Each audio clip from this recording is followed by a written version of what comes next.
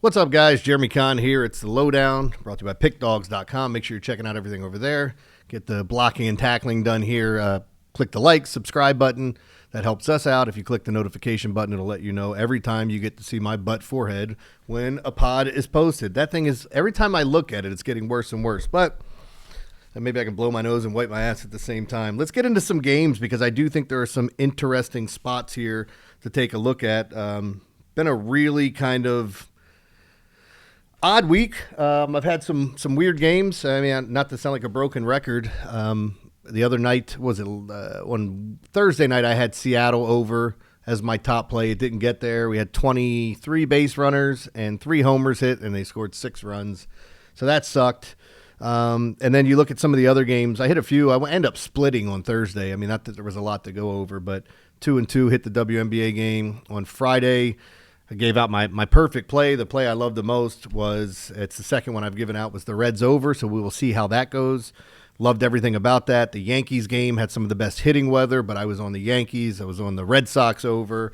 Lots of good spots. So, again, if you want to check out the plays, definitely go over to the premium side, and you guys can check out the plays and see who you like. I tell people all the time, you can pair guys up. You can take advantage of Christmas in July, which is still going on, or try some of them out. I love what this company does, and it's one of the reasons why I really wanted to come here when they were telling me about, if you get a play wrong, you get your token back, which I think is awesome.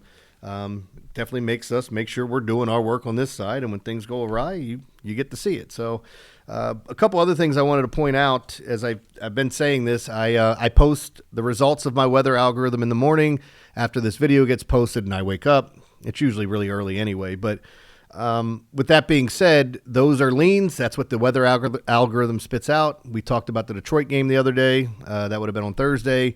Algorithm loved the over. Wind was blowing in. It's kind of a conflicting thing. I ended up going with Detroit. They lost. Those were my 2 losses, Seattle over and Detroit. And then I won the Cardinals over and the WNBA. Who was it? The Sparks over I had. But yeah, so when I post that stuff, it doesn't mean just blindly take those bets. But if that's something you want to do, I wouldn't even fault you for it, because in tracking this stuff, it's been so good that I think we could probably do that. If we just took the best spots from the weather algorithm on every day, I would feel like I still had an advantage on some of those games. So, and I've been killing it in the prop plays. If you guys hear me on the morning show, I usually go on Mondays and Fridays. Every once in a while I fill in. I filled in on Thursday with Brad and Chris, and I give out a lot of prop plays on there. I don't put prop plays up on the site. Maybe I'll start doing that, but it's a totally different animal. So, but I do a lot of work with it since I use algorithms and play a lot of daily fantasy. And I feel like it really works. And right now we're on one of those heaters and just calling out a ton of stuff. Love Junior Caminero over 1.5 total bases. As I said yesterday or this morning on the morning show, because this is Friday afternoon, that Junior Caminero had gone over 1.5 bases 10 out of his last 18 games. I mean, the kid's just on fire. I was looking at his numbers against right-handed pitching. He's hit 20 home runs against him. Kid's special, man. I think the world's getting ready to see it now. Tampa's got a really, really good one there. And Yandy Diaz is hitting like 450 over the past 2 months. He's just been incredible. That being said, those were good spots. I like Dean Kramer's over K's. It's the Rockies. Kramer's been awesome since April.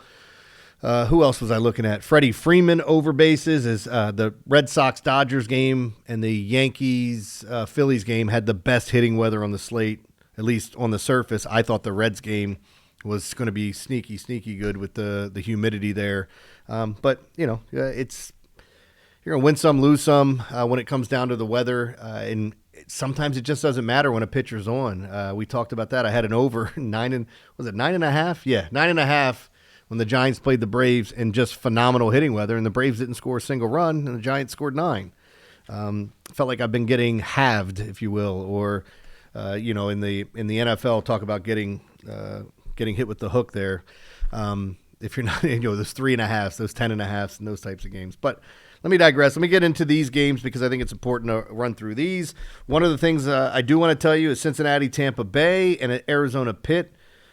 Chance to be postponed. So I'm not telling you those games will be postponed. There's just weather in the area for a good bit of time. Some teams will wait, play, maybe even play through it if it's light. Just want to give you that in case you're planning on betting on the starting pitcher, because a shortened game, more times than not, they're not going to come back in, or a rain delay early is basically what I should have said. Now let's get to these games. Let's start off with the Phillies and the Yankees. Phillies at New York. Wind is in at about 7 to 8 miles an hour. It's 86 degrees. We got Ranger Suarez, who's been really good, and Marcus Stroman. Even though Suarez has been great, I have no problem with the Yankees' bats against him. The same thing with the Phillies against Marcus Stroman. Those lefties are going to look great in that lineup. If Stroman's trying to get ground balls, I think they're going to get lifted, even with the wind blowing in. And again, 7 miles an hour is not a ton. It is definitely a benefit to the pitcher to have wind blowing in than out. But it's not like it's a steady wind that's blowing all the time. There are spots, even in the games where at Wrigley, where the wind's blowing out at 20 miles an hour or in at 20 miles an hour, you still see home runs hit from time to time. It's just very difficult to do it. But I think the over is a good play here.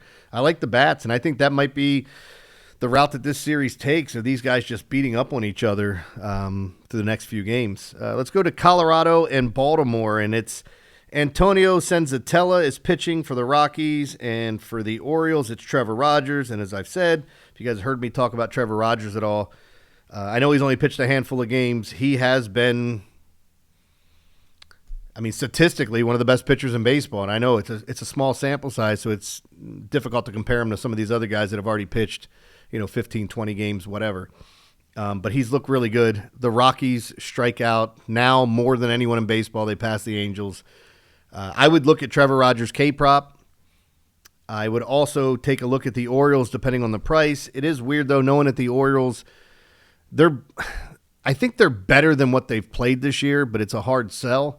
They've been 500. They've been a 500 baseball team since their new manager took over, Tony Manzolino. Don't know how much that really matters moving forward. We're going to have the trade deadline, so be careful about that. Already hearing rumors about Zach Eflin getting traded maybe to the Padres. All kinds of stuff going on there, so we could see some changes over the teams. We saw Josh Naylor get moved to Seattle. So I think you're going to see some wheeling and dealing over the weekend, teams that want to get something done ahead of time and not wait till, was it Thursday, I think, next week of the trade deadline, so they don't get the short end of the stick of, you're trying to chase, you're trying to find something you want, and you just don't get it. Sorry, I'm stalling because I didn't write down the Orioles weather here today. I looked at it.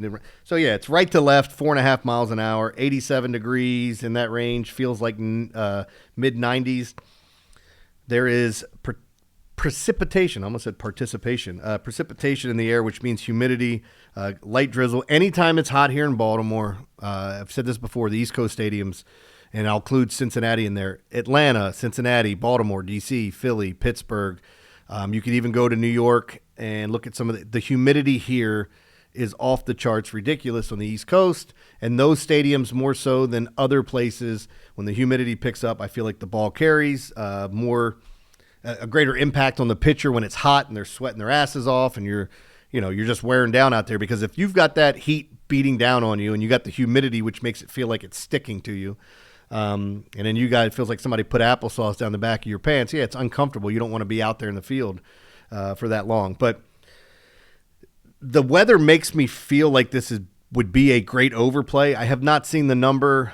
Senzatella does not scare anyone. He doesn't strike anyone out. The Orioles K quite a bit, but I don't know that you can look there. I am going to check out Trevor Rogers' K-prop. I do think the Orioles are a good play. I felt all along that they might sweep the Rockies this weekend because that's what they do. They go and shit the bed and then come back and beat up these teams and go, hey, well, wait a minute. They just won a couple in a row. They're only this many out, and we've been saying that all year. Now it's starting to that clock's starting to get later and later in the day, and I don't know that they're going to make any run. Well, I know they're not going to make a run, but that being said, they should beat the hell out of this Rockies team. They're just so poor. And Senzatella is not a guy you're scared of at all. He just hits a lot of bats. I would lean towards the Orioles here. I probably would take the over with the conditions, but my play is going to be lean Orioles. Next game we're going to look at is Cleveland at KC. The Guardians here, who just did a nice job against the O's. We'll see how it looks in Kansas City. We have that heat wave going on in the Midwest. So this game, 95 degrees. Wind is out at about 6 miles an hour towards left, but I feel like we have a fairly solid pitching match. Bubic has been great outside of the All-Star game where he got beat around a little bit, but he's been very, very good this year. And when you look at the opposite side of it, Tanner Bybee, I think he's a solid pitcher. His ERA is a little chunkier than I'd like. But let's be honest, both of these teams are a little wanting in the offense department. And I feel like the under looks like a good play in this spot with Tanner Bybee and Chris Bubich going. And again, the one caveat here, though, being that 95 degrees and how the heat can take effect, that's where my lean would be to the under. But I don't love the game right now. Maybe I'll have a different opinion on game day. As I said, I'm recording this on Friday. Now, the game I want to get to and talk about is the Mets and the Giants. It's David Peterson versus Robbie Ray. The wind is out at 10 miles an hour, and if anybody takes anything I've said from betting on baseball and how important I think the weather is, Wrigley Field, the stadium greatest affected by wind, 10 miles an hour out there is like 20 miles an hour out at some other stadiums. Oracle Park, where the Giants play, is the least affected by wind. So 10 miles an hour out at that big stadium is not the impact that you think it's going to have on the water there. It's some of that's nullified. And I almost say you got to cut it in half. So it's not the great advantage you think, because I know there are some guys that go check out the weather and just look for the wind blowing out or blowing in. Yeah, I still think that's stuff you should do, because maybe it does, give you an idea which way you should go, maybe staying off a bet. Maybe it kind of, assures you that your bet's good. Like, hey, I like the over, and I like it even more now I know the wind's blowing out. But at Oracle Park, it really doesn't matter. And the key here is, if you guys have never been to San Francisco, I mean, there's a lot of people that talk about it. What is it? The coldest summer I ever spent, or the coldest winter I ever spent was a summer in San Francisco. I think that's how it went. I don't know. I'm an idiot. But that being said, the weather out there is drunk all the time. So like when I flew out there and I went to the FanDuel Baseball Championship in Napa, we got off the plane. I'm a short and T-shirts guy year round. Even living in Baltimore, I'm one of those goofy guys. I'll put a hoodie on, shorts. I'll wear that. Does not matter how cold it is outside. The cold does not bother me. We got off the plane. We were waiting for an Uber, and I'm like, good God, it feels cold. It hits you in the bones. It's 60 degrees there right now, and it might even be less than that at game time. I love the under here. I'm pretty sure it's going to be a play for me on the day. It's a great pitching matchup. Peterson limits damage. You look at Robbie Ray, he can be really dominant. So I like this spot. My free play is going to be on the Mets and Giants to go under. Guys, as I've talked about, I have a major throat surgery on August 4th, which is next Monday, not the one coming up. So you'll see me take a hiatus. I will post plays on Monday on Pickdawgz.com, or that Monday in the morning before I go into my surgery. They're going to keep me at the hospital for a day or two, depending on pain management and how I'm doing. I shouldn't talk for like a week, maybe even 2. So as soon as I'm able to talk and it's not painful to do so, I may come on and do some shorter podcasts, but I'm out of work for at least 2 weeks. It's a sleep apnea surgery I'm having. As I've said before, my throat closes from side to side. Tried so many different things to get this to work, and this seems like the best option for me. So I'm dreading it. I don't want to go through it. It's an all-liquid diet for 2 weeks, but if you guys don't hear me on here, that's why I think it's great to click the notification button. There may be somebody filling in for me. I'm not sure yet. But on the flip side, as soon as I'm able to talk and work, especially being at home, I'm going to want to do something because I'll be bored out of my mind here. But I'm still going to be handicapping games. It's the one thing I can do lying in bed if I can't speak. So I will be posting games on the premium side at Pickdawgz.com. So check it out over there. Appreciate your time, guys. As I said, I'll come back in the morning once this is posted and edited and all that stuff. And I'll list the weather algorithm and what it's spitting out. I think some of you guys have had some success with it so far. Lots of great spots. And even the spots that I love that I'm going to bet, I'm not going to say it in the weather algorithm post. But if you looked at Friday, I told you the 2 best hitting spots, and I listed all the spots that I thought, weather-wise, you should take a peek at according to the algorithm. So anyway, I got to sign off. Hope you guys win some cash, and I'll be back tomorrow with another podcast.